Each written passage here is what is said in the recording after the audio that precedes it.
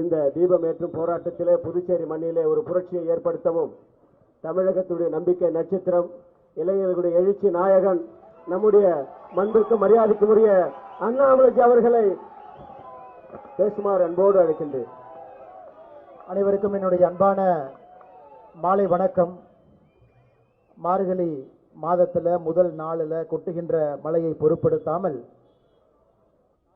பெருமளவில் அந்த கூட்டத்திற்கு வந்திருக்கின்றார்கள். நேரத்தை கூட பாருங்க, 6 மணியை தாண்டி நின்று கொண்டிருக்கின்றோம். முருக பக்தர்கள் வந்திருக்கின்றார்கள், சிவனடியார்கள் வந்திருக்கின்றார்கள், இளைஞர்கள் வந்திருக்கின்றார்கள். அரசியல் கட்சியை தாண்டி வேறு வேறு அரசியல் இயக்கத்தை சார்ந்தவர்களும் கூட இங்க வந்திருக்கின்றார்கள். பெருமளவில் நம்முடைய இந்து சொந்தங்கள் வந்திருக்கின்றார்கள். மேடையின் மீது இருக்கக்கூடிய நம்முடைய தலைவர்கள் வேறு வேறு இயக்கத்தில் இருந்தாலும் கூட இந்து என்கின்ற அடிப்படை அடையாளத்தோடு மேடையின் மீது அமர்ந்திருக்கின்றார். ஆசியுரை வழங்கிவிட்டு அமர்ந்திருக்கக்கூடிய ஸ்ரீ சிதம்பரேஸ்வரர் திருமணத்தினுடைய சுவாமிகளாக இருக்கக்கூடிய ஸ்ரீலஸ்ரீ கணேச தேசிக சுவாமிகள் அவரே, மேடையின் மீது அமர்ந்திருக்கக்கூடிய புதுச்சேரி மாவட்டத்தினுடைய RSS தலைவர் திரு அரவிந்தன் ஐயா அவர்களே, பாரதிய ஜனதா கட்சி புதுச்சேரி மாநிலத்தினுடைய தலைவர் அன்பு அண்ணன் VP ராமலிங்கம் அவர்களே, மேடையின் மீது அமர்ந்திருக்கக்கூடிய புதுச்சேரி மாநில பாரதிய ஜனதா கட்சியினுடைய தலைவர்களே, விஸ்வ இந்து பரிஷத்தினுடைய வட தமிழகத்தினுடைய செயலாளர் ஸ்ரீலஸ்ரீ அண்ணன் ஞானகுரு ஐயா அவர்களே, இந்து முன்னணியினுடைய தலைவர், எனக்கு முன்பு பேசிவிட்டு அமர்ந்திருக்கக்கூடிய ஐயா சனில்குமார் அவர்களே, இந்த தீபம் ஏற்றுவதற்காக இங்கே அமர்ந்திருக்கக்கூடிய தொழிலதிபர் ஐயா குணசேகரன் அவர்களே, முன்னறிக்கையில் நம்மோடு இருக்கக்கூடிய முன்னாள் சட்டமன்ற உறுப்பினர்களே, பத்திரிகை நண்பர்களே, உங்களுக்கு மறுபடியும் என்னுடைய மாலை வணக்கத்தை தெரிவித்துக் கொள்கின்றேன். அருமை சொந்தங்களே, புதுச்சேரி மண்ணில் திருப்பரங்குன்றம் மிக தொலைவில் இருந்தாலும் கூட மாநிலத்தினுடைய வரைமுறை அடிப்படையில் அது தமிழகத்திற்குள் இருந்தாலும், அது மதுரை மண்ணில் இருந்தாலும் கூட இங்க இருக்கக்கூடிய சொந்தங்கள் பக்கத்து மாநிலத்தில் இந்து என்கின்ற அடிப்படை அடையாளத்தோடு இதை நானும் கண்டிக்க வேண்டும், கேள்வி எழுப்ப வேண்டும், என்னுடைய உணர்வுகளையும் கூட இங்கே பதிவு செய்ய வேண்டும் என்கின்ற எண்ணத்தில் வந்திருக்கக்கூடிய எல்லா சொந்தங்களுடைய காலை தொட்டு வணங்கி என்னுடைய நன்றிகளை நான் இந்த நேரத்தில் பதிவிட்டுக் கொள்கின்றேன். அதே நேரத்தில் எனக்கு முன்பு பேசுகிற அண்ணன் சனில்குமார் அவர்கள் சொன்னார், மாற்றுக் கட்சி நண்பர்களாக இருந்தாலும் கூட, அரசியல் இலக்கணம் வேறாக இருந்தாலும் கூட, இன்று பார்லிமெண்ட்ல லோக்சபாவில் 120 பாராளுமன்ற உறுப்பினர்கள் இந்த திருப்பரங்குன்றத்தில் டிசம்பர் 1ஆம் தேதி தீபத்தை ஏற்ற வேண்டும் என்று நீதி கொடுத்திருக்கக்கூடிய நீதியரசர் திரு GR சுவாமிநாதன் அவர்களை பதவியிலிருந்து இறக்க வேண்டும் என்று கையெழுத்து 120 பாராளுமன்ற உறுப்பினர்கள் போட்டிருக்கின்றார். அந்த 120 பேரும் இந்தி கூட்டணியை சார்ந்தவர்கள். அந்த 120 பேரும் தமிழகத்தில் இருக்கக்கூடிய திராவிட முன்னேற்ற கழகத்திலிருந்து, அகில இந்திய கட்சியாக இருக்கக்கூடிய காங்கிரஸ் கட்சி, திருமாவளவன் அவர்களுடைய கட்சி, கம்யூனிஸ்ட் கட்சி, மகாராஷ்டிராவில் பாலசேப் தாக்கரே அவர்கள் எப்படிப்பட்ட ஒரு மகான், அவருடைய மகன் நடத்தக்கூடிய இன்று பிரச்சனையில் இருக்கக்கூடிய சிவசேனா கட்சி, திரிணாமுல் காங்கிரஸ் கட்சி, சமாஜ்வாடி கட்சி, இது போன்ற எல்லா கட்சிகள் இருக்கக்கூடிய 120 பேர் கையெழுத்து போட்டிருக்கிறாங்க. பாராளுமன்றத்தில் அமித்ஷா அவர்கள் பேசும்போது ஒரு வார்த்தையை சொன்னாங்க, உத்தவ் தாக்கரே அவருடைய சிவசேனா கட்சியினுடைய எம்பிக்களை பார்த்து, இந்த கட்சியை தோற்றுவித்த பெரும் தலைவர் திரு பாலாசேப் தாக்கரே அவர்களுக்கு இருந்திருந்தா உங்க நிலைமை என்ன இருக்கும், நீங்களா கையெழுத்து போட்டு உட்கார்ந்து இருக்கிறீங்க. அந்த அளவுக்கு அரசியல் வன்மத்தோடு ஒரு தீர்ப்பு கொடுத்த நீதிபதியினுடைய தீர்ப்பை எதிர்த்து உச்ச நீதிமன்றத்தில் ஒரு கேஸ போட்டிருக்கிறாங்க. அப்படி இருந்தும் கூட பதவி இறக்க வேண்டும் என்றால் எப்படிப்பட்ட கோபம் அந்த தீர்ப்பு கொடுத்தவரின் மீது இருக்க வேண்டும், அதே நேரத்தில் இந்து சொந்தங்களின் மீது இருக்க வேண்டும் என்பது வெட்ட வெளிச்சமாக பட்ட பகல்ல நமக்கு தெரியுது. அதுவும் இந்த மண்ணினுடைய புதுச்சேரி இந்த மாநிலத்தினுடைய ஒரே ஒரு பாராளுமன்ற உறுப்பினராக இருக்கக்கூடிய அண்ணன் வைத்திலிங்கம் அவர்களும் கூட அந்த 120 பேர்த்துல அவருடைய கையெழுத்தும் கூட இருக்கு. இவர்கள் உண்மையாலுமே வேண்டுமென்றே போட்டார்களா, இல்லை இந்து சொந்தங்களின் மீது இருக்கக்கூடிய கோபத்தை அந்த கையெழுத்தின் மூலம் வெளிப்படுத்தினார்களா என்பதை நாம் ஒருவரும் கூட இந்த நேரத்தில் உணர்ந்து கொள்ள வேண்டும். அன்பு சொந்தங்களே, நாம் ஒரு விஷயத்தை புரிந்து கொள்ள வேண்டும். திருப்பரங்குன்றத்தில் இருக்கக்கூடிய பிரச்சனை என்பது ஆங்கிலேயர்கள் காலத்தில் 1920 உருவாக்கப்பட்ட பிரச்சனை. அப்பவே அந்த மலை யாருக்கு சொந்தம் என்பதற்கான தீர்ப்பு ஆங்கிலேயர்கள் காலத்துல மதுரையில ஒரு லோவர் கோர்ட்ல, இப்ப உச்சநீதிமன்றம் என்று சொல்லுகின்றோம், அன்னைக்கு பிரிவி கவுன்சில் இருந்தது. அந்த பிரிவி கவுன்சில் 1930 தீர்மானம் செய்யப்பட்ட ஒரு தீர்ப்பு. தீர்மானம் செய்யப்பட்டது, இந்த மலை முருகனுடைய கோவிலுக்கு சொந்தம், முருகனுக்கு சொந்தம். அந்த தர்கா, கட்டி இருக்கக்கூடிய தர்கா என்பது இஸ்லாமியர்களுக்கு சொந்தம். அங்க நெல்லித்தோப்பு என்கின்ற ஒரு பகுதி இருக்கு, அங்க நிறைய பேர்த்த புதைக்கிறாங்க, அதுவும் இஸ்லாமியர்களுக்கு சொந்தம். அந்த மேலே ஏறக்கூடிய படி இஸ்லாமியர்களுக்கு சொந்தம். அந்த மலையில் இருக்கக்கூடிய எல்லா பகுதியும் முருகபெருமானுக்கும் கோவிலுக்கும் சொந்தம் என்பது 1930 பிரிவி கவுன்சிலுடைய தீர்ப்பு. சுதந்திரத்திற்கு பிறகு தொடர்ச்சியாக 1994, 2014, 17 வேற வேற காலகட்டத்தில் இவங்க வேண்டும் என்றே பிரச்சனைக்கு ஒரு கேஸ போடுவாங்க. ஆனா இந்த முறை வந்திருக்கக்கூடிய தீர்ப்பு டிசம்பர் 1, 2025 தீர்ப்பு என்பது முற்றிலும் வேறுபட்ட ஒரு தீர்ப்பு. இத்தனை காலமாக இந்து சொந்தங்களுடைய கோரிக்கை என்னன்னா, மலையினுடைய உச்சியிலே சென்று தீபம் ஏற்ற வேண்டும் என்பது கோரிக்கை. ஆனா இந்த தீர்ப்பில் ஜி.ஆர். சுவாமிநாதன் அவர்கள் சொல்லியிருப்பது, மலையினுடைய உச்சியிலே தீபம் ஏற்ற வேண்டிய அவசியம் இல்லை. உச்சியில தர்கா இருக்கு, அந்த உச்சிக்கு கீழே 50 மீட்டர் கீழே தீபத்தூண் இருக்கிறது. அந்த தீபத்தூணிலே தீபம் ஏற்ற வேண்டும் என்று இந்த பெட்டிஷன் போட்டிருக்கக்கூடிய ஒரு 6 பேர் கேட்டிருக்கிறாங்க. அவங்க கேட்டதுல எந்த விதமான தவறும் இல்லை. இத்தனை ஆண்டு காலமாக காங்கிரஸ் எம்பி புதுச்சேரியில் பொய் சொல்றார். அவர் பத்திரிகையாளர் சந்திப்பு நான் பார்த்தேன். யாருமே மலையினுடைய உச்சியில தர்காவில் போய் தீபம் ஏற்ற வேண்டும் என்று யாரும் கேட்கவில்லை. இந்த தீர்ப்புல பெட்டிஷனர் கேட்டிருப்பது தீபத்தூணிலே தீபம் ஏற்ற வேண்டும் என்பதுதான் கோரிக்கை. அந்த கோரிக்கை இந்த கேஸ் முதலாக இப்பதான் லிஸ்ட் ஆயிருக்கு. அந்த கேஸுக்கான தீர்ப்பு தான் திரு ஜி.ஆர். சுவாமிநாதன் அவர்கள் கொடுத்திருக்கின்றார்கள். தீபத்தூணிலே தீபம் ஏற்றுவதற்கு முழு உரிமை இருக்கு. அப்படி இருக்கும் பொழுது அரசியல் கட்சியினுடைய தலைவர்கள் மக்களை குழப்புவதற்காக எதற்காக பொய்யை சொல்லி உண்மையை திருத்து பேசி, இது முதல்ல வேறு ஜட்ஜ் இந்த மாதிரி சொன்னாங்க, டிவிஷன் பெஞ்சில் இந்த மாதிரி சொல்றாங்க. இது ஒரு இந்து சொந்தமும் புரிந்து கொள்ள வேண்டும் என்பதற்காக இதை நான் சொல்லுகின்றேன். இன்று வந்திருக்கக்கூடிய தீர்ப்பு தீபத்தூணிலே ஏற்ற வேண்டும் என்று வந்திருக்கக்கூடிய தீர்ப்பு. தீபத்தூண் யாருக்கு சொந்தம்? தீபத்தூண் எல்லோருக்குமே தெரியும், அது முருகனுக்கு சொந்தம். அங்க இருக்கக்கூடிய திருப்பரங்குன்றம் கோயிலுக்கு சொந்தம். திருப்பரங்குன்றம் கோயிலை யார் நிர்வகிக்கிறாங்க? இந்து அறநிலைத்துறை, தமிழகத்தில் இருக்கக்கூடிய இந்த அறநிலைத்துறை, அரசு கட்டுப்பாட்டில் இருக்கக்கூடிய இந்த அறநிலைத்துறை நிர்வகிக்கிறாங்க. எந்த பிரச்சனையும் கிடையாது. நீதிபதியினுடைய உத்தரவு என்ன? அறநிலைத்துறை சார்பாக உங்க கட்டுப்பாட்டில் கோயிலுக்கு சொந்தமான இடத்தில் இருக்கக்கூடிய தீபத்தூணில தீபத்தை ஏற்ற வேண்டும் என்பது நீதிபதியினுடைய ஆர்டர். எதுவுமே தவறு இல்லைங்களே. தீபத்தூண் கோயிலுக்கு சொந்தம், தவறு இல்லை. கோவில் இந்த அறநிலைத்துறை அவங்க நிர்வகிக்கிறாங்க சட்டத்தின்படி. அப்ப நீதிபதி இந்த அறநிலைத்துறை சொல்றாங்க, நீ போய் தீபம் ஏற்று. இதுல ஆச்சரியம் என்னன்னாங்க, டிசம்பர் 1 தீர்ப்பு கொடுத்த பிறகு இஸ்லாமிய தர்காவில் இருக்கிறவங்க அப்பீல் போகல. 2 அப்பீல் போகலீங்க. 2 அப்பீல் போன ஒரே ஒரு நபர் யாருன்னா, அந்த இந்து அறநிலைத்துறை அந்த கோவிலினுடைய செயலாளர் அப்பீலுக்கு போறாரு. இந்த தீர்ப்பு தவறு. அப்ப நாம் எல்லோரும் திராவிட முன்னேற்ற கழகத்தினுடைய அரசை கேட்கிறோம், எதுக்குங்கய்யா இந்த அறநிலைத்துறை வச்சிருக்கிறீங்க? இந்து சொத்துக்களை பாதுகாப்பதற்கு, இந்து கோவிலை பாதுகாப்பதற்கு, அதாவது உங்க வேலை. எதற்கு செயல் அலுவலருக்கு, எக்ஸிகியூட்டிவ் ஆபீசருக்கு மக்கள் வரி பணத்துல மாசம் 1 சம்பளம் அக்கவுண்ட்ல எதுக்கு போடுற? கோவிலை நிர்வகிப்பதற்கு, இந்து சொத்துக்களை பார்ப்பதற்கு. அப்படி இருக்கும்போது அந்த கோவிலுடைய செயல் அலுவலர் எதற்காக மதுரை உயர்நீதிமன்றத்தினுடைய கிளையில 2 எதுக்கு அப்பீல் போறாரு? தர்காக்காரங்க அப்பீல் வரல, இஸ்லாமியர் அப்பீல் வரல. அப்படி உனக்கு ஓட்டு பிச்சை எடுக்கணும். திராவிட முன்னேற்ற கழகத்தினுடைய அரசுக்கு சிறுபான்மையினுடைய ஓட்டை பிச்சை எடுக்க வேண்டும் என்பதற்காக கொடுக்கப்பட்ட தீர்ப்பை எதிர்த்து இஸ்லாமியரே போகல, கோவிலுடைய செயல் அலுவலர் கோயிலை பாதுகாக்க வேண்டியவர் போறாரு. ஐயோ, அது பிரச்சனைங்க.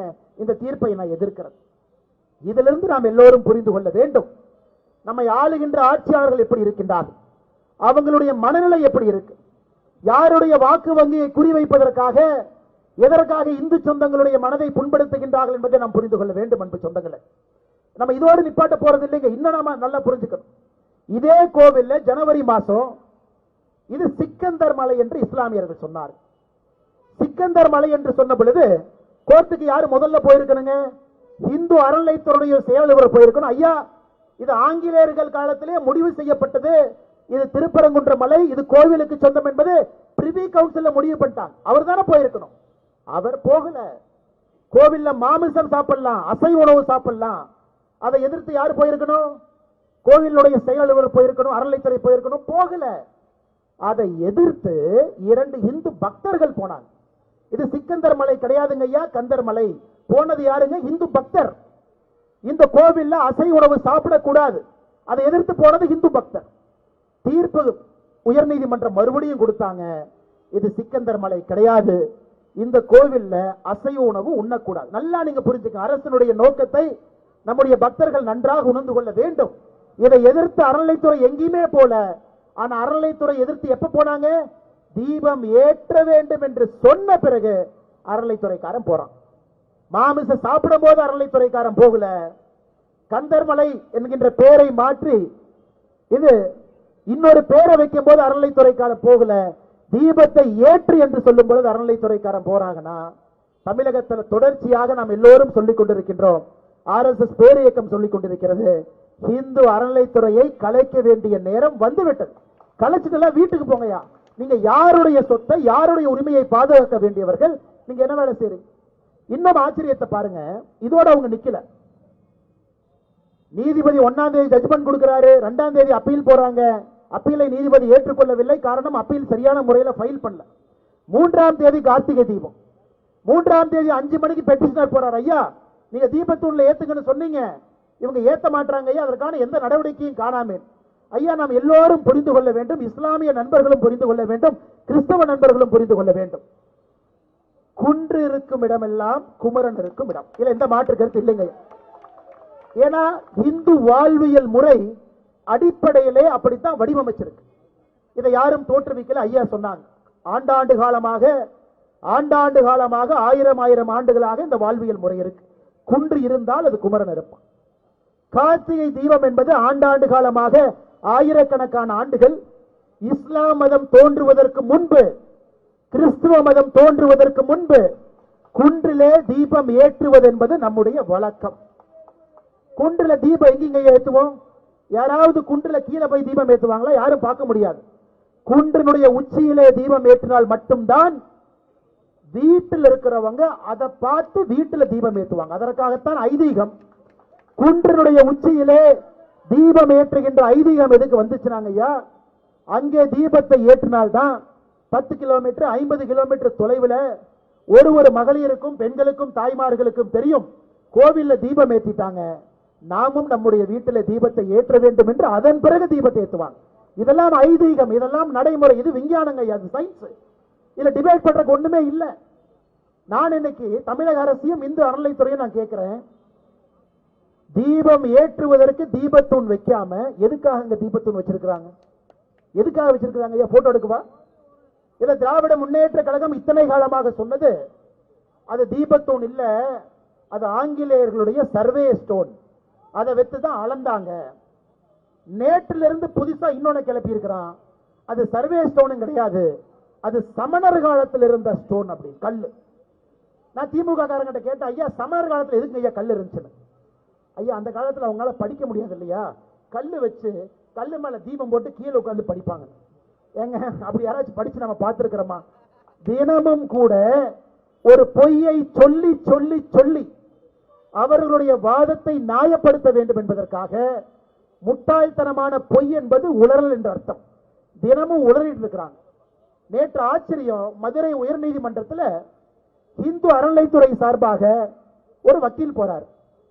கெட்ட நேரம் பாருங்க, வக்கீலுடைய பேரே ஜோதி. ஜோதி ஏற்றக்காக சண்டை போட்டிருக்கிறோம். இந்து அறநிலைத்துறை சார்பாக போயிருக்கக்கூடிய வக்கீல் ஜோதி, அவர் 2 தரப்பு நியாயத்தை வைக்கிறார். 2 தரப்பு நியாயம். ஐயா, தமிழகம் பாரதம் என்பது மத சார்பற்ற நாடு, மத சார்பற்ற நாடு. நீதிபதி திரும்ப கேள்வி கேட்கிறார், சரிப்பா நீ யார் சார்பா வந்திருக்கிற? நான் இந்து அறநிலைத்துறை சார்பா வந்திருக்கிறேன். அப்ப நீ இந்து அறநிலைத்துறைக்கு தான் ஆர்கியூ பண்ணும், அந்த தீபத்தூண் இந்து அறநிலைத்துறைக்கு சொந்தம், நீ தீபம் வைக்கணும் தான் சொல்லணும். ஐயா இல்லைங்க ஐயா, மத சார்பற்ற நாடுனா வைணவர்கள் இருக்கிறாங்க, அவங்க கோச்சுக்குவாங்க. இந்துக்குள்ள பல பிரிவுகள் இருக்கிறாங்க, அவங்க கோச்சுக்குவாங்க. எல்லா பிரிவுகளையும் சமாதானப்படுத்த வேண்டும் என்றால் தூணுல தீபம் ஏற்றக்கூடாது.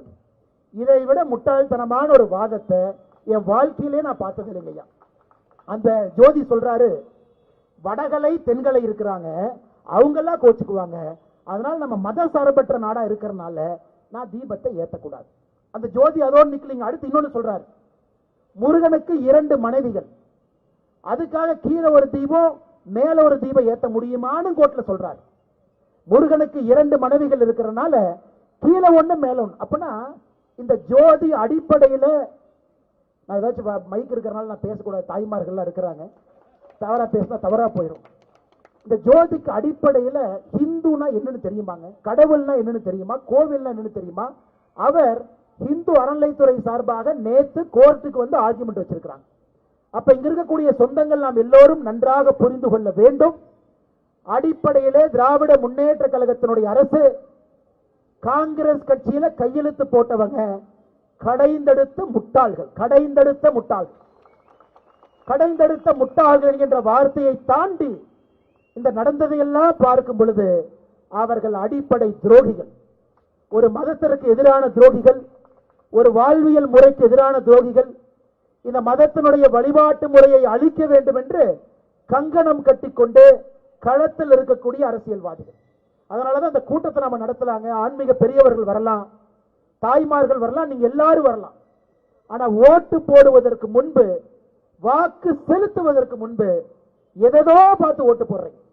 உங்க தாத்தா பொட்டு வச்சாங்க, குங்குமம் வச்சாங்க, ரோட்ல பிள்ளையார் சிலைக்கு முன்பு தேங்காய் உடைச்சாங்க. கேள்வி இல்லை. ஆனா இன்னைக்கு கேள்வி இருக்கு.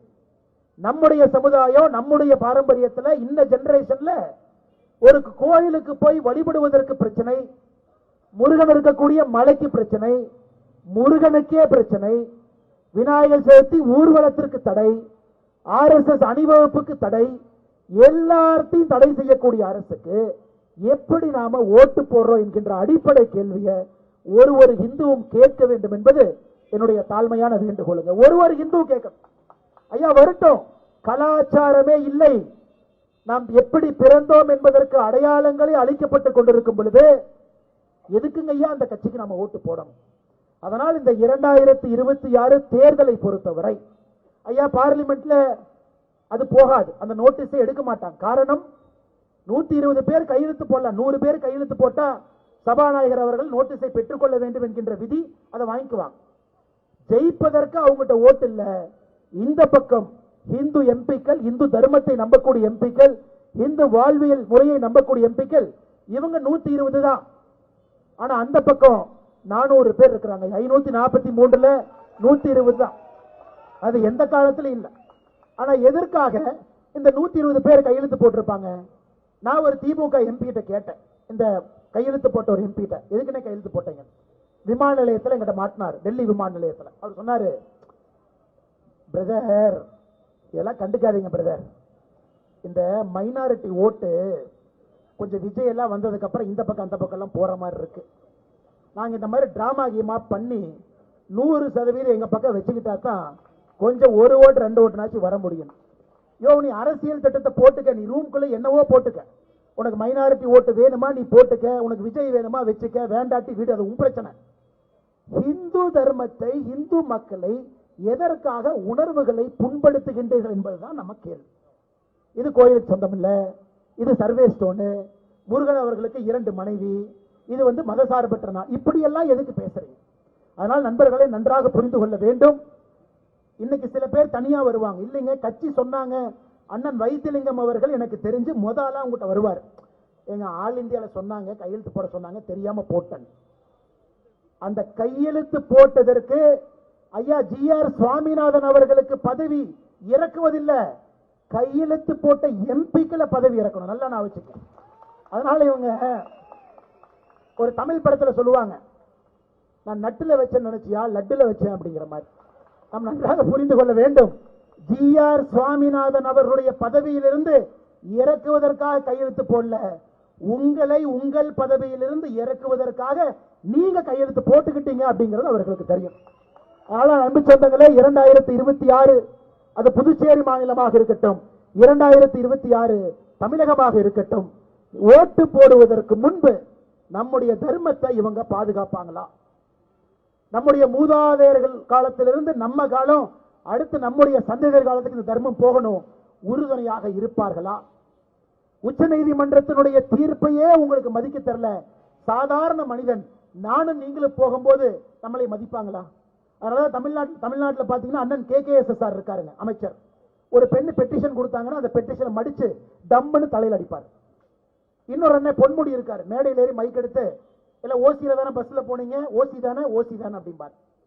இன்னொரு அமைச்சர் மேடையில, இந்த மேடையில எத்தனை பேர் எஸ்சி சமுதாயம் கை தூக்குங்க, எஸ்சி சமுதாயம் கை தூக்குங்க, ஜாதியை கொச்சைப்படுத்தி இன்னொரு அமைச்சர் பேசுவாங்க. இவர்கள் யாருக்குமே மன்னிப்பு கிடையாது.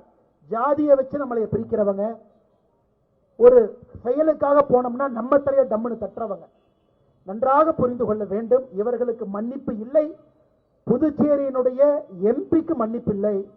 புதுச்சேரியினுடைய எம்பி 2029 வீட்டுக்கு அனுப்புங்க. தமிழகத்தினுடைய அரசு 2026 வீட்டுக்கு அனுப்புங்க. புதுச்சேரியில் நிற்கக்கூடிய எந்த எம்எல்ஏவும் இந்து தர்மத்துக்கு எதிராக பேசியிருக்கின்றார்கள், செயல்பட்டிருக்கின்றார்கள், குரல் கொடுத்திருக்கின்றார்கள். கையெழுத்து போட்டது மட்டும் இல்லைங்க, கையெழுத்து போடுற இடத்துல நின்ன அப்படின்னாலும் தூக்கிடுங்க. கல்லு கடையில கல்லு குடிப்பது முக்கியம் இல்ல, மரத்துக்கு கீழே நின்றினாலும் தூக்குவன். தமிழ்நாட்டில் கல்லு குடிங்கன்னு நாம சொல்றோம், டாஸ்மார்க்கை மூடிவிட்டு கல்லை குடிக்க வேண்டும் என்று சொல்லுகின்றோம். குற்றம்னா பக்கத்துல போய் நின்றினாலும் குற்றம்ங்கிற அளவுக்கு உங்களுடைய தண்டனை இருக்கணும். அந்த தண்டனையை ஒரு இந்து சகோதரனோ தாய்மாரோ சகோதரியோ நீங்க கொடுத்தீங்கன்னா எல்லாரும் பட்டையை வச்சுக்கிட்டு எல்லாரும் எப்படி உங்க வீட்டுக்கு அடுத்த தேர்தலுக்கு வர்றாங்கன்னு மட்டும் பாருங்க. அந்த சமுதாயத்தை உருவாக்குவோம். யாருக்கும் நாம் எதிரி கிடையாது. இஸ்லாமியர்களுக்கு சத்தியமா நாம் எதிரி கிடையாது. அவங்க மதம் அவங்க தர்மம் இருக்கட்டும். கிறிஸ்தவ மதத்துக்கு எதிரி கிடையாது. உங்க தர்மம் உங்க மதம், நல்லா இருங்க, நல்லா கும்பிடுங்க. நான் கேட்பது அரசியல் லாபத்திற்காக இந்து சமுதாயத்தை கொச்சைப்படுத்தவர்கள கேள்வி கேட்கிறோம். அதே நேரத்தில் இந்து சமுதாயத்தை பொறுத்தவரை ஒட்டாக ஒன்றாக நில்லுங்கள். முருகனுக்காகவே நம்ம ஒன்னா நிக்கலீங்கன்னா யாருக்காக நம்ம ஒன்னா நிப்போம் யோசிங்க. ஏன் ஜாதிக்காரன் நிக்கிறான், பக்கத்து ஊருக்காரன் நிக்கிறான், இவங்க நிக்கிறான், அவங்க நிக்கிறான், ஓட்டு போடலாம். அப்படித்தான் மத்த மதம் பாக்குறாங்களாங்க. என் மதத்திற்கு யார் ஆதரவாக இருக்கின்றார் என்றுதான் ஒரு இஸ்லாமியரும் கிறிஸ்தவனும் ஓட்டு போடுறாங்க. ஆனா இந்து சமுதாயம் மட்டும்தான் பல பிரிவினைகள்ல நாமளே நமக்குள்ள பிரிஞ்சு பிரிஞ்சு ஓட்டு போறோம். அன்பு சொந்தங்களே, இந்த முறை ஒட்டாக திருப்பரங்குன்றத்துல இந்து முன்னணியை பொறுத்தவரை முருகர் மாநாடு நடத்தி காட்டிய பொழுது 5 லட்சம் பேர் வந்தாங்க. ஒரு பிக் பாக்கெட் இல்ல, ஒரு சேர் உடையில, பக்கத்தில் இருக்கிற டாஸ்மாக் கடையில சேல்ஸும் அதிகமாகல. டிஎம்கே கார உட்கார்ந்துட்டே இருந்தான். ஒரு சேர் உடைஞ்சா சொல்லிடலாம் இந்து மக்கள்கிட்ட ஒற்றுமை இல்லைன்னு. டாஸ்மார்க்ல 2 குவார்டர் பாட்டில் எக்ஸ்ட்ரா வித்துந்தா சொல்லிடலாம் மக்கள் முருகரை பார்க்க வரல, குவார்டர் குடிக்க வந்தாங்கன்னு. ஏதாச்சும் ஒண்ணு பண்ணுவாங்க. ஏதாச்சும் ஒரு பெண்களுக்கு பிரச்சனை நடந்தா லா அண்ட் ஆர்டர் டிவியில சொல்லுவோம். ஏதாவது ஒரு பிக் பாக்கெட் நடந்தா வந்தவர்கள் எல்லாம் பிக் பாக்கெட்டுக்காரங்கன்னு சொன்னாங்க.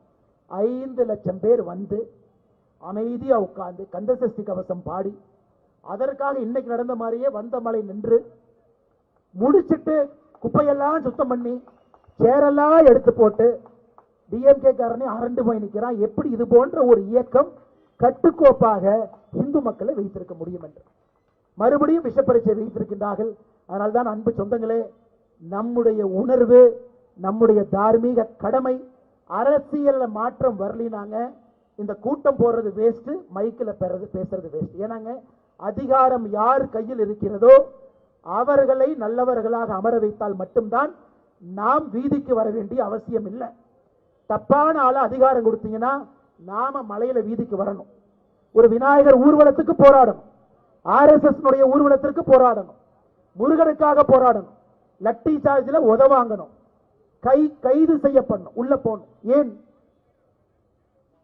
இந்து முன்னணியினுடைய மாநில தலைவராக இருந்த அற்புதமான மகான் திருப்பரங்குன்றத்தினுடைய முருகருக்கு ஆதரவாக பேசி ஆதரவாக நடந்து கொண்ட காரணத்தினால மட்டும்தான் மாநில தலைவராக இருந்தவர் வெட்டி படுகொலை செய்யப்பட்டார் தமிழக மண்ணில். யோசிச்சு பாருங்க. இந்து முன்னணி இயக்கத்தினுடைய மாநில தலைவராக இருந்தவரை வெட்டி படுகொலை செஞ்சாங்க. ஏன்னா திருப்பரங்குன்றத்தை பத்தி பேசுனதுக்காக. அதனால் மறந்து விடாதீர்கள், மறந்தும் இருந்து விடாதீர்கள். நம்முடைய உணர்வு, நம்முடைய தார்மீக கடமை ஒன்றாக இணைந்து முருகனுக்கான நியாயத்தை வாக்கு பெட்டியிலும் தேடுவோம். ஐயா கோர்ட்ல தேடுறது வேற, உயர் நீதிமன்றம் உச்ச நீதிமன்றத்தில் நிற்போம். அது ஒரு பக்கம்.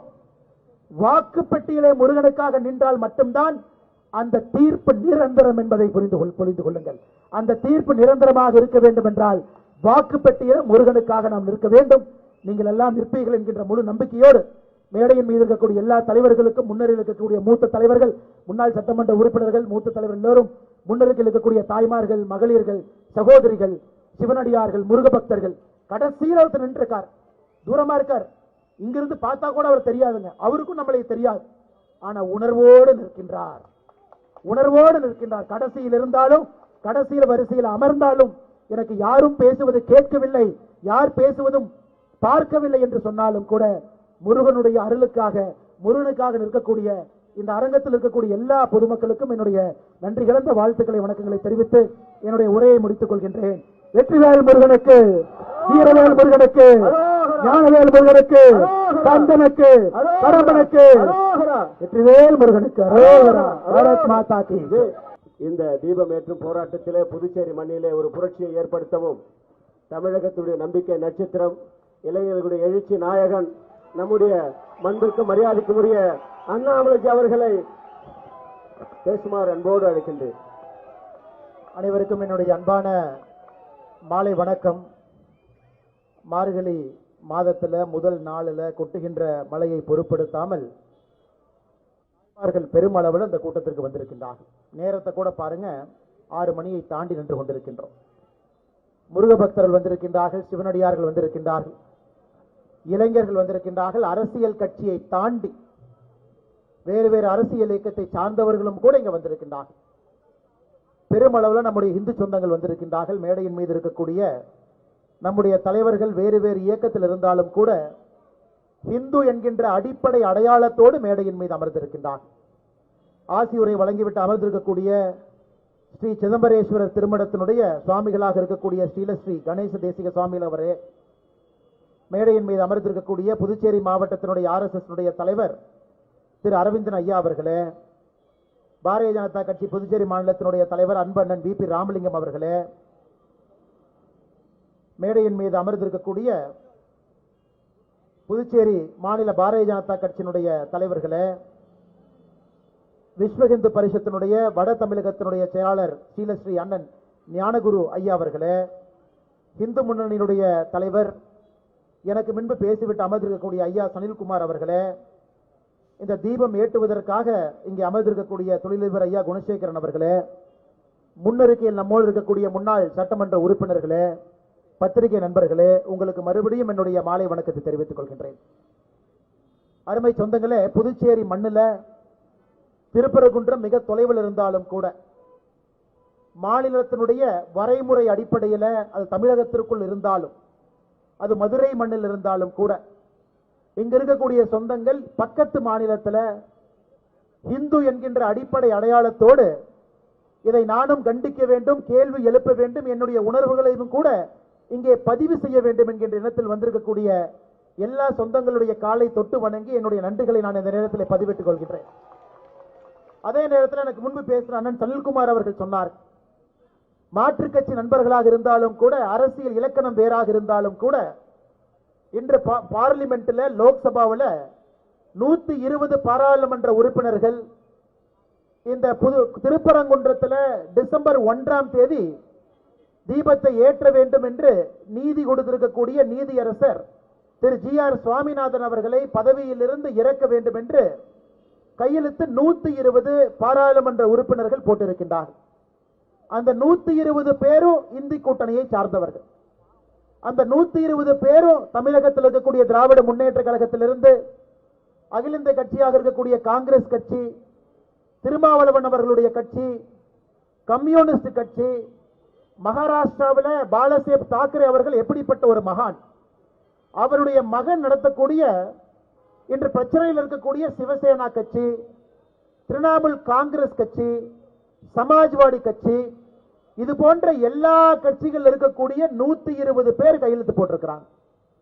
பாராளுமன்றத்தில் அமித்ஷா அவர்கள் பேசும்போது ஒரு வார்த்தையை சொன்னாங்க, உத்தவ் தாக்கரே அவருடைய சிவசேனா கட்சியினுடைய எம்பிக்களை பார்த்து, இந்த கட்சியை தோற்றுவித்த பெரும் தலைவர் திரு பாலாசாஹேப் தாக்கரே அவர்களுக்கு இருந்திருந்தா உங்க நிலைமை என்ன இருக்கும்? நீங்களா கையெழுத்து போட்டு உட்கார்ந்து இருக்கிறீங்க. அந்த அளவுக்கு அரசியல் வன்மத்தோடு ஒரு தீர்ப்பு கொடுத்த நீதிபதியினுடைய தீர்ப்பை எதிர்த்து உச்ச நீதிமன்றத்தில் ஒரு கேஸ போட்டிருக்கிறாங்க. அப்படி இருந்தும் கூட பதவி இறக்க வேண்டும் என்றால் எப்படிப்பட்ட கோபம் அந்த தீர்ப்பு கொடுத்தவரின் மீது இருக்க வேண்டும், அதே நேரத்தில் இந்து சொந்தங்களின் மீது இருக்க வேண்டும் என்பது வெட்ட வெளிச்சமாக பட்ட பகல்ல நமக்கு தெரியுது. அதுவும் இந்த மண்ணினுடைய புதுச்சேரி இந்த மாநிலத்தினுடைய ஒரே ஒரு பாராளுமன்ற உறுப்பினராக இருக்கக்கூடிய அண்ணன் வைத்திலிங்கம் அவர்களும் கூட அந்த 120 பேர்த்துல அவருடைய கையெழுத்தும் கூட இருக்கு. இவர்கள் உண்மையாலுமே வேண்டுமென்றே போட்டார்களா, இல்லை இந்து சொந்தங்களின் மீது இருக்கக்கூடிய கோபத்தை அந்த கையெழுத்தின் மூலம் வெளிப்படுத்தினார்களா என்பதை நாம் ஒருவரும் கூட இந்த நேரத்தில் உணர்ந்து கொள்ள வேண்டும். அன்பு சொந்தங்களே, நாம் ஒரு விஷயத்தை புரிந்து கொள்ள வேண்டும். திருப்பரங்குன்றத்தில் இருக்கக்கூடிய பிரச்சனை என்பது ஆங்கிலேயர்கள் காலத்தில் 1920 உருவாக்கப்பட்ட பிரச்சனை. அப்பவே அந்த மலை யாருக்கு சொந்தம் என்பதற்கான தீர்ப்பு ஆங்கிலேயர்கள் காலத்தில் மதுரையில ஒரு லோவர் கோர்ட்ல, இப்ப உச்சநீதிமன்றம் என்று சொல்லுகின்றோம், அன்னைக்கு பிரிவி கவுன்சில் இருந்தது. அந்த பிரிவி கவுன்சில் 1930 தீர்மானம் செய்யப்பட்ட ஒரு தீர்ப்பு. தீர்மானம் செய்யப்பட்டது, இந்த மலை முருகனுடைய கோவிலுக்கு சொந்தம், முருகனுக்கு சொந்தம். அந்த தர்கா கட்டி இருக்கக்கூடிய தர்கா என்பது இஸ்லாமியர்களுக்கு சொந்தம். அங்க நெல்லித்தோப்பு என்கின்ற ஒரு பகுதி இருக்கு, அங்க நிறைய பேர்த்த புதைக்கிறாங்க, அதுவும் இஸ்லாமியர்களுக்கு சொந்தம். அந்த மேலே ஏறக்கூடிய படி இஸ்லாமியர்களுக்கு சொந்தம். அந்த மலையில் இருக்கக்கூடிய எல்லா பகுதியும் முருகபெருமானுக்கும் கோவிலுக்கும் சொந்தம் என்பது 1930 பிரிவி கவுன்சிலுடைய தீர்ப்பு. சுதந்திரத்திற்கு பிறகு தொடர்ச்சியாக 1994 2014 17 வேற வேற காலகட்டத்தில் இவங்க வேண்டுமென்றே பிரச்சனைக்கென்று ஒரு கேஸ போடுவாங்க.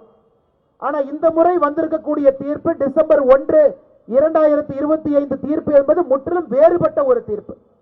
இத்தனை காலமாக இந்து சொந்தங்களுடைய கோரிக்கை என்னன்னா, மலையினுடைய உச்சியிலே சென்று தீபம் ஏற்ற வேண்டும் என்பது கோரிக்கை. ஆனா இந்த தீர்ப்பில் GR சுவாமிநாதன் அவர்கள் சொல்லியிருப்பது, மலையினுடைய உச்சியிலே தீபம் ஏற்ற வேண்டிய அவசியம் இல்லை. உச்சியில தர்கா இருக்கு, அந்த உச்சிக்கு கீழே 50 மீட்டர் கீழே தீபத்தூண் இருக்கிறது, அந்த தீபத்தூணிலே தீபம் ஏற்ற வேண்டும் என்று இந்த பெட்டிஷன் போட்டிருக்கக்கூடிய ஒரு 6 பேர் கேட்டிருக்கிறாங்க. அவங்க கேட்டதுல எந்த விதமான தவறும் இல்லை. இத்தனை ஆண்டு காலமாக காங்கிரஸ் MP புதுச்சேரியில் பொய் சொல்றார். அவர் பத்திரிகையாளர் சந்திப்பு நான் பார்த்தேன். யாருமே மலையினுடைய உச்சியில தர்காவில் போய் தீபம் ஏற்ற வேண்டும் என்று யாரும் கேட்கவில்லை. இந்த தீர்ப்புல பெட்டிஷனர் கேட்டிருப்பது தீபத்தூணிலே தீபம் ஏற்ற வேண்டும் என்பதுதான் கோரிக்கை. அந்த கோரிக்கை இந்த கேஸ் முதலாக இப்பதான் லிஸ்ட் ஆயிருக்கு. அந்த கேஸுக்கான தீர்ப்பு தான் திரு GR சுவாமிநாதன் அவர்கள் கொடுத்திருக்கின்றார்கள். தீபத்தூணிலே தீபம் ஏற்றுவதற்கு முழு உரிமை இருக்கு. அப்படி இருக்கும் பொழுது அரசியல் கட்சியினுடைய தலைவர்கள் மக்களை குழப்புவதற்காக எதற்காக பொய்யை சொல்லி உண்மையை திருத்து பேசி, இது முதல்ல வேறு ஜட்ஜ் இந்த மாதிரி சொன்னாங்க, டிவிஷன் பெஞ்சில் இந்த மாதிரி சொல்றாங்க. இது ஒரு இந்து சொந்தமும் புரிந்து கொள்ள வேண்டும் என்பதற்காக இதை நான் சொல்லுகின்றேன். இன்று வந்திருக்கக்கூடிய தீர்ப்பு தீபத்தூணிலே ஏற்ற வேண்டும் என்று வந்திருக்கக்கூடிய தீர்ப்பு. தீபத்தூண் யாருக்கு சொந்தம்? தீபத்தூண் எல்லோருக்குமே தெரியும், அது முருகனுக்கு சொந்தம். அங்க இருக்கக்கூடிய திருப்பரங்குன்றம் கோயிலுக்கு சொந்தம். திருப்பரங்குன்றம் கோயிலை யார் நிர்வகிக்கிறாங்க? இந்து அறநிலைத்துறை, தமிழகத்தில் இருக்கக்கூடிய இந்த அறநிலைத்துறை, அரசு கட்டுப்பாட்டில் இருக்கக்கூடிய இந்த அறநிலைத்துறை நிர்வகிக்கிறாங்க. எந்த பிரச்சனையும் கிடையாது. நீதிபதியினுடைய உத்தரவு என்ன? அறநிலைத்துறை சார்பாக உங்க கட்டுப்பாட்டில் கோயிலுக்கு சொந்தமான இடத்தில் இருக்கக்கூடிய தீபத்தூணில தீபத்தை ஏற்ற வேண்டும் என்பது நீதிபதியினுடைய ஆர்டர். எதுவுமே தவறு இல்லைங்களே. தீபத்தூண் கோயிலுக்கு சொந்தம், தவறில்லை. கோவில் இந்த அறநிலைத்துறை அவங்க நிர்வகிக்கிறாங்க சட்டத்தின்படி. அப்ப நீதிபதி இந்த அறநிலைத்துறை சொல்றாங்க, நீ போய் தீபம் ஏற்று. இதுல ஆச்சரியம் என்னதாங்க, டிசம்பர் 1 தீர்ப்பு கொடுத்த பிறகு இஸ்லாமிய தர்காவில் இருக்கிறவங்க அப்பீல் போகல. 2 அப்பீல் போகலீங்க. 2 அப்பீல் போன ஒரே ஒரு நபர் யாருன்னா, அந்த இந்து அறநிலைத்துறை அந்த கோவிலினுடைய செயலாளர் அப்பீலுக்கு போறாரு. இந்த தீர்ப்பு தவறு. அப்ப நாம் எல்லாரும் திராவிட முன்னேற்ற கழகத்தினுடைய அரசை கேட்கிறோம், எதுக்குங்கய்யா இந்த அறநிலைத்துறை வச்சிருக்கிறீங்க? இந்து சொத்துக்களை பாதுகாப்பதற்கு, இந்து கோவிலை பாதுகாப்பதற்கு, அதாவது உங்க வேலை. எதற்கு செயல் அலுவலருக்கு, எக்ஸிகியூட்டிவ் ஆபீசருக்கு மக்கள் வரி பணத்துல மாசம் 1ஆம் தேதி சம்பளம் அக்கவுண்ட்ல எதுக்கு போடுற? கோவிலை நிர்வகிப்பதற்கு, இந்து சொத்துக்களை பார்ப்பதற்கு. அப்படி இருக்கும்போது அந்த கோவிலுடைய செயல் அலுவலர் எதற்காக மதுரை உயர்நீதிமன்றத்தினுடைய கிளையில 2ஆம் தேதி எதுக்கு அப்பீல் போறாரு? தர்காக்காரங்க அப்பீல் வரல, இஸ்லாமியர் அப்பீல் வரல. அப்படி உனக்கு ஓட்டு பிச்சை எடுக்கணும். திராவிட முன்னேற்ற கழகத்தினுடைய அரசுக்கு சிறுபான்மையினுடைய ஓட்டை பிச்சை எடுக்க வேண்டும் என்பதற்காக கொடுக்கப்பட்ட தீர்ப்பை எதிர்த்து இஸ்லாமியரே போகல, கோவிலுடைய செயல் அலுவலர் கோயிலை பாதுகாக்க வேண்டியவர் போறாரு. ஐயோ அது பிரச்சனைங்க, இந்த தீர்ப்பை நான் எதிர்க்கிறேன்.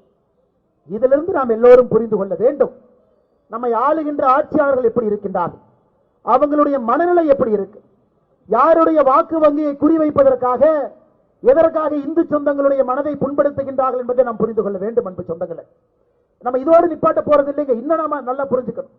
இதே கோவில்ல ஜனவரி மாசம் இது சிக்கந்தர் மலை என்று இஸ்லாமியர்கள் சொன்னார். சிக்கந்தர் மலை என்று சொன்ன பொழுது கோர்ட்டுக்கு யாரு முதல்ல போயிருக்கணுங்க?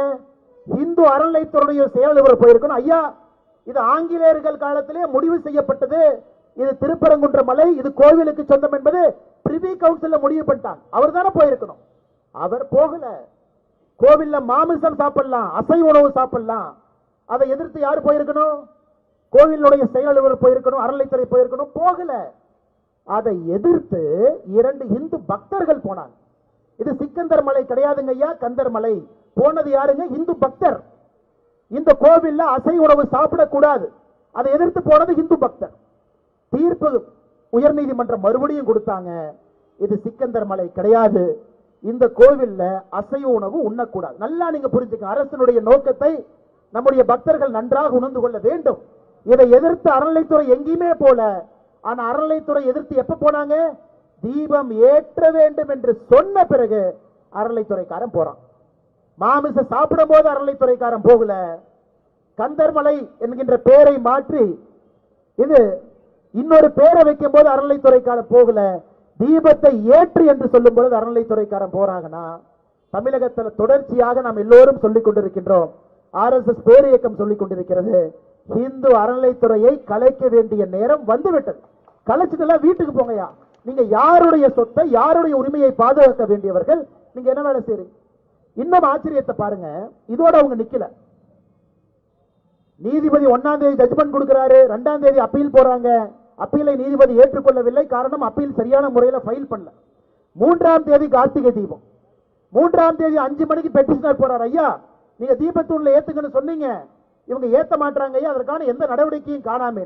ஐயா நாம் எல்லோரும் புரிந்து கொள்ள வேண்டும், இஸ்லாமிய நண்பர்களும் புரிந்து கொள்ள வேண்டும், கிறிஸ்தவ நண்பர்களும் புரிந்து கொள்ள வேண்டும். குன்று இருக்கும் இடமெல்லாம் குமரன் இருக்கும் இடம், இல்ல எந்த மாற்று கருத்து இல்லைங்க.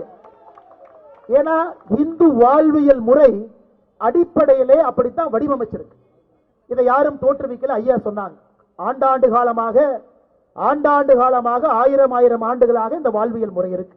குன்று இருந்தால் அது குமரன் இருப்பான். கார்த்திகை தீபம் என்பது ஆண்டாண்டு காலமாக ஆயிரக்கணக்கான ஆண்டுகள் இஸ்லாம் மதம் தோன்றுவதற்கு முன்பு, கிறிஸ்துவ மதம் தோன்றுவதற்கு முன்பு குன்றிலே தீபம் ஏற்றுவது என்பது நம்முடைய வழக்கம். குன்றில தீபம் எங்கீங்க ஏற்றுவோம்? யாராவது குன்றில கீழே போய் தீபம் ஏற்றுவாங்களா? யாரும் பார்க்க முடியாது. குன்றினுடைய உச்சியிலே தீபம் ஏற்றினால் மட்டும்தான் வீட்டில் இருக்கிறவங்க அதை பார்த்து வீட்டில் தீபம் ஏற்றுவாங்க. அதற்காகத்தான் ஐதீகம். குன்றினுடைய உச்சியிலே தீபம் ஏற்றுகின்ற ஐதீகம் எதுக்கு வந்துச்சுனாங்க ஐயா? அங்கே தீபத்தை ஏற்றினால்தான் 10 கிலோமீட்டர் 50 கிலோமீட்டர் தொலைவில் ஒரு மகளிருக்கும் பெண்களுக்கும் தாய்மார்களுக்கும் தெரியும், கோவில்ல தீபம் ஏற்றிட்டாங்க, நாமும் நம்முடைய வீட்டில் தீபத்தை ஏற்ற வேண்டும் என்று அதன் பிறகு தீபத்தை ஏற்றுவாங்க. இதெல்லாம் ஐதீகம், இதெல்லாம் நடைமுறை, இது விஞ்ஞானங்க ஐயா, இது சயின்ஸ். இதுல டிபேட் பண்றதுக்கு ஒண்ணுமே இல்லை. நான் இன்னைக்கு தமிழக அரசையும் இந்து அறநிலைத்துறையும் நான் கேட்கிறேன், தீபம் ஏற்றுவதற்கு தீபத்தூண் வைக்காம எதுக்காக இங்க தீபத்தூண் வச்சிருக்கிறாங்க? எதுக்காக வச்சிருக்கிறாங்க ஐயா? போட்டோ எடுக்குவா? இத திராவிட முன்னேற்ற கழகம் இத்தனை காலமாக சொன்னது அது தீபத்தூண் இல்ல, அது ஆங்கிலேயர்களுடைய சர்வே ஸ்டோன். அதை வச்சுதான் அளந்தாங்க. நேற்றிலிருந்து புதுசா இன்னொன்னு கிளப்பி இருக்கிறான், அது சர்வே ஸ்டோன் கிடையாது, அது சமணர் காலத்தில் இருந்த ஸ்டோன். அப்படி கல்லு. நான் திமுக காரங்கிட்ட கேட்டேன், ஐயா சமணர் காலத்தில் எதுக்கு ஐயா கல் இருந்துச்சுன்னு. ஐயா அந்த காலத்தில் அவங்களால படிக்க முடியாது இல்லையா, கல்லு வச்சு கல்லு மேல தீபம் போட்டு கீழே உட்கார்ந்து படிப்பாங்க. ஏங்க அப்படி யாராச்சும் படிச்சு நம்ம பார்த்திருக்கிறோமா? தினமும் கூட ஒரு பொய்யை சொல்லி சொல்லி சொல்லி அவர்களுடைய வாதத்தை நியாயப்படுத்த வேண்டும் என்பதற்காக முட்டாள்தனமான பொய் என்பது உளறல் என்ற அர்த்தம். தினமும் உளறிட்டு இருக்கிறாங்க. நேற்று ஆச்சரியம், மதுரை உயர்நீதிமன்றத்தில் இந்து அறநிலைத்துறை சார்பாக ஒரு வக்கீல் போறார். கெட்ட நேரம் பாருங்க, வக்கீலுடைய பேரே ஜோதி. ஜோதி ஏத்துறதுக்காக சண்டை போட்டிருக்கிறோம்.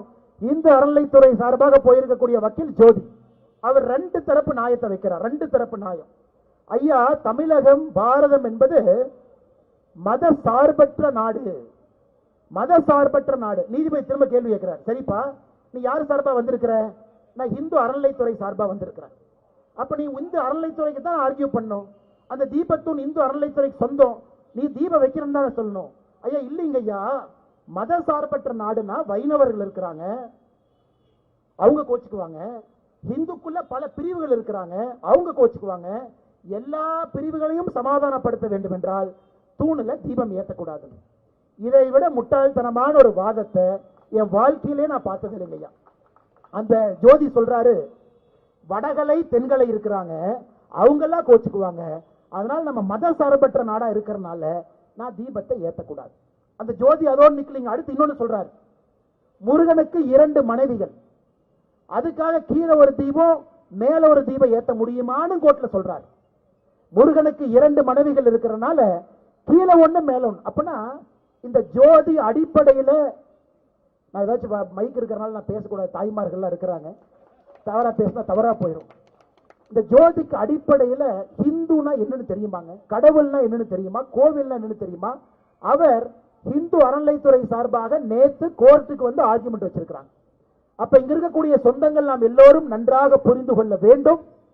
அடிப்படையிலே திராவிட முன்னேற்ற கழகத்தினுடைய அரசு காங்கிரஸ் கட்சியில கையெழுத்து போட்டவங்க கடைந்தெடுத்த முட்டாள்கள், கடைந்தெடுத்த முட்டாள்கள், கடைந்தெடுத்த முட்டாள்கள் என்கின்ற வார்த்தையை தாண்டி இந்த நடந்ததையெல்லாம் பார்க்கும் பொழுது அவர்கள் அடிப்படை துரோகிகள், ஒரு மதத்திற்கு எதிரான துரோகிகள், ஒரு வாழ்வியல் முறைக்கு எதிரான துரோகிகள், இந்த மதத்தினுடைய வழிபாட்டு முறையை அழிக்க வேண்டும் என்று கங்கணம் கட்டிக்கொண்டு களத்தில் இருக்கக்கூடிய அரசியல்வாதிகள். அதனாலதான் இந்த கூட்டத்தை நாம நடத்தலாங்க. ஆன்மீக பெரியவர்கள் வரலாம், தாய்மார்கள் வரலாம், நீங்க எல்லாரும் வரலாம். ஆனா ஓட்டு போடுவதற்கு முன்பு, வாக்கு செலுத்துவதற்கு முன்பு எதோ பார்த்து ஓட்டு போடுறீங்க. உங்க தாத்தா பொட்டு வச்சாங்க, குங்குமம் வச்சாங்க, ரோட்ல பிள்ளையார் சிலைக்கு முன்பு தேங்காய் உடைச்சாங்க. கேள்வி இல்லை. ஆனா இன்னைக்கு கேள்வி இருக்கு. நம்முடைய சமுதாயம், நம்முடைய பாரம்பரியத்துல இந்த ஜெனரேஷன்ல ஒரு கோயிலுக்கு போய் வழிபடுவதற்கு பிரச்சனை, முருகன் இருக்கக்கூடிய மலைக்கு பிரச்சனை, முருகனுக்கே பிரச்சனை, விநாயகர் சதுர்த்தி ஊர்வலத்திற்கு தடை, RSS அணிவகுப்புக்கு தடை, எல்லாத்தையும் தடை செய்யக்கூடிய அரசுக்கு எப்படி நாம ஓட்டு போடுறோம் என்கின்ற அடிப்படை கேள்வியை ஒரு இந்துவும் கேட்க வேண்டும் என்பது என்னுடைய தாழ்மையான வேண்டுகோளுங்க. ஒரு இந்து கேட்கணும். ஐயா வரட்டும், கலாச்சாரமே இல்லை, நாம் எப்படி பிறந்தோம் என்பதற்கு அடையாளங்களே அளிக்கப்பட்டுக் கொண்டிருக்கும் பொழுது எதுக்குங்க ஐயா அந்த கட்சிக்கு நாம ஓட்டு போடணும்? அதனால் இந்த 2026 தேர்தலை பொறுத்தவரை ஐயா பார்லிமெண்ட்ல அது போகாது, அந்த நோட்டீஸை எடுக்க மாட்டாங்க. காரணம், 120 பேர் கையெழுத்து போடலாம், 100 பேர் கையெழுத்து போட்டா சபாநாயகர் அவர்கள் நோட்டீஸை பெற்றுக்கொள்ள வேண்டும் என்கின்ற விதி, அதை வாங்கிக்குவாங்க. ஜெயிப்பதற்கு அவங்ககிட்ட ஓட்டு இல்ல. இந்த பக்கம் இந்து எம்பிக்கள், இந்து தர்மத்தை நம்பக்கூடிய எம்பிக்கள், இந்து வாழ்வியல் முறையை நம்பக்கூடிய எம்பிக்கள், இவங்க 120 தான். ஆனா அந்த பக்கம் 400 பேர் இருக்கிறாங்க. 543ல 120 தான். அது எந்த காலத்திலும் இல்லை. ஆனா எதற்காக இந்த 120 பேர் கையெழுத்து போட்டிருப்பாங்க? நான் ஒரு திமுக எம்பி கிட்ட கேட்டேன், இந்த கையெழுத்து போட்ட ஒரு எம்பி கிட்ட, எதுக்குன்னே கையெழுத்து போட்டீங்க? விமான நிலையத்தில் எங்கிட்ட மாட்டினார், டெல்லி விமான நிலையத்தில். அவர் சொன்னாரு, பிரதர் இதெல்லாம் கண்டுக்காதீங்க பிரதர், இந்த மைனாரிட்டி ஓட்டு கொஞ்சம் விஜய் எல்லாம் வந்ததுக்கு அப்புறம் இந்த பக்கம் அந்த பக்கம் எல்லாம் போற மாதிரி இருக்கு. நாங்க இந்த மாதிரி டிராமா கீமா பண்ணி 100% எங்க பக்கம் வச்சுக்கிட்டா தான் கொஞ்சம் 1 ஓட்டு 2 ஓட்டுனாச்சும் வர முடியும். யோ, நீ அரசியல் திட்டத்தை போட்டுக்க, நீ ரூம்குள்ள என்னவோ போட்டுக்க, உனக்கு மைனாரிட்டி ஓட்டு வேணுமா நீ போட்டுக்க, உனக்கு விஜய் வேணுமா வச்சுக்க, வேண்டாட்டி வீடு, அது உன் பிரச்சனை. இந்து தர்மத்தை, இந்து மக்களை எதற்காக உணர்வுகளை புண்படுத்துகின்றீர்கள் என்பதுதான் நம்ம கேள்வி. இது கோயிலுக்கு சொந்தம் இல்ல, இது சர்வே ஸ்டோனு, முருகன் அவர்களுக்கு 2 மனைவி, இது மதசார்பற்ற நாள், இப்படியெல்லாம் எதுக்கு பேசுறீங்க? அதனால் நண்பர்களை நன்றாக புரிந்து கொள்ள வேண்டும். இன்னைக்கு சில பேர் தனியா வருவாங்க, இல்லைங்க கட்சி சொன்னாங்க, அண்ணன் வைத்திலிங்கம் அவர்கள் எனக்கு தெரிஞ்சு முதல்ல உங்ககிட்ட வருவார், எங்க ஆல் இந்தியால சொன்னாங்க கையெழுத்து போட சொன்னாங்க தெரியாம போட்டேன். அந்த கையெழுத்து போட்டதற்கு ஐயா GR சுவாமிநாதன் அவர்களுக்கு பதவி இறக்குவதில்லை, கையெழுத்து போட்ட எம்பிக்களை பதவி இறக்கணும். நல்லா நான் வச்சுக்க. அதனால இவங்க ஒரு தமிழ் படத்துல சொல்லுவாங்க, நான் நட்டுல வச்சேன் நினைச்சியா லட்டுல வச்சேன் அப்படிங்கிற மாதிரி. நாம் நன்றாக புரிந்து கொள்ள வேண்டும். GR சுவாமிநாதன் அவர்களுடைய பதவியிலிருந்து இறக்குவதற்காக கையெழுத்து போடல, உங்களை உங்கள் பதவியிலிருந்து இறக்குவதற்காக நீங்க கையெழுத்து போட்டுக்கிட்டீங்க அப்படிங்கிறது அவர்களுக்கு தெரியும். அதனால அன்பு சொந்தங்களே, 2026 அது புதுச்சேரி மாநிலமாக இருக்கட்டும், 2026 தமிழகமாக இருக்கட்டும், ஓட்டு போடுவதற்கு முன்பு நம்முடைய தர்மத்தை இவங்க பாதுகாப்பாங்களா? நம்முடைய மூதாதையர்கள் காலத்திலிருந்து நம்ம காலம், அடுத்து நம்முடைய சந்ததியர் காலத்துக்கு இந்த தர்மம் போகணும், உறுதுணையாக இருப்பார்களா? உச்ச நீதிமன்றத்தினுடைய தீர்ப்பையே உங்களுக்கு மதிக்க தெரியல, சாதாரண மனிதன் நானும் நீங்களும் போகும்போது நம்மளை மதிப்பாங்களா? அதனால தமிழ்நாட்டில் பாத்தீங்கன்னா அண்ணன் KKSSR இருக்காருங்க அமைச்சர், ஒரு பெண்ணு பெட்டிஷன் கொடுத்தாங்கன்னா அந்த பெட்டிஷனை மடிச்சு டம்னு தலையில் அடிப்பார். இன்னொரு அண்ணன் பொன்முடி இருக்காரு, மேடையில் ஏறி மைக் எடுத்து இல்ல ஓசியில தானே பஸ்ல போனீங்க, ஓசி தானே அப்படிம்பார். இன்னொரு அமைச்சர் மேடையில, இந்த மேடையில எத்தனை பேர் எஸ்சி சமுதாயம் கை தூக்குங்க, எஸ்சி சமுதாயம் கை தூக்குங்க, ஜாதியை கொச்சைப்படுத்தி இன்னொரு அமைச்சர் பேசுவாங்க. இவர்கள் யாருக்குமே மன்னிப்பு கிடையாது. ஜாதியை வச்சு நம்மளை பிரிக்கிறவங்க, ஒரு செயலுக்காக போனோம்னா நம்ம தலைய டம்னு தட்டுறவங்க. நன்றாக புரிந்து கொள்ள வேண்டும், இவர்களுக்கு மன்னிப்பு இல்லை. புதுச்சேரியினுடைய எம்பிக்கு மன்னிப்பு இல்லை. புதுச்சேரியினுடைய எம்பி 2029 வீட்டுக்கு அனுப்புங்க. தமிழகத்தினுடைய அரசு 2026 வீட்டுக்கு அனுப்புங்க. புதுச்சேரியில் நிற்கக்கூடிய எந்த எம்எல்ஏவும் இந்து தர்மத்துக்கு எதிராக பேசியிருக்கின்றார்கள், செயல்பட்டிருக்கின்றார்கள், குரல் கொடுத்திருக்கின்றார்கள். கையெழுத்து போட்டது மட்டும் இல்லைங்க, கையெழுத்து போடுற இடத்துல நின்ன அப்படின்னாலும் தூக்கிடுங்க. கல்லு கடையில கல்லு குடிப்பது முக்கியம் இல்ல, மரத்துக்கு கீழே நின்றினாலும் தூக்குவன். தமிழ்நாட்டில் கல்லு குடிங்கன்னு நாம சொல்றோம், டாஸ்மார்க்கை மூடிவிட்டு கல்லை குடிக்க வேண்டும் என்று சொல்லுகின்றோம். குற்றம்னா பக்கத்துல போய் நின்றினாலும் குற்றம்ங்கிற அளவுக்கு உங்களுடைய தண்டனை இருக்கணும். அந்த தண்டனையை ஒரு இந்து சகோதரனோ தாய்மாரோ சகோதரியோ நீங்க கொடுத்தீங்கன்னா எல்லாரும் பட்டையை வச்சுக்கிட்டு எல்லாரும் எப்படி உங்க வீட்டுக்கு அடுத்த தேர்தலுக்கு வர்றாங்கன்னு மட்டும் பாருங்க. அந்த சமுதாயத்தை உருவாக்குவோம். யாருக்கும் நாம் எதிரி கிடையாது. இஸ்லாமியர்களுக்கு சத்தியமா நாம் எதிரி கிடையாது. அவங்க மதம் அவங்க தர்மம் இருக்கட்டும். கிறிஸ்தவ மதத்துக்கு எதிரி கிடையாது. உங்க தர்மம் உங்க மதம், நல்லா இருங்க, நல்லா கும்பிடுங்க. நான் கேட்பது அரசியல் லாபத்திற்காக இந்து சமுதாயத்தை கொச்சைப்படுத்தவர்கள கேள்வி கேட்கிறோம். அதே நேரத்தில் இந்து சமுதாயத்தை பொறுத்தவரை ஒட்டாக ஒன்றாக நில்லுங்கள். முருகனுக்காகவே நம்ம ஒன்னா நிக்கலீங்கன்னா யாருக்காக நம்ம ஒன்னா நிப்போம் யோசிங்க.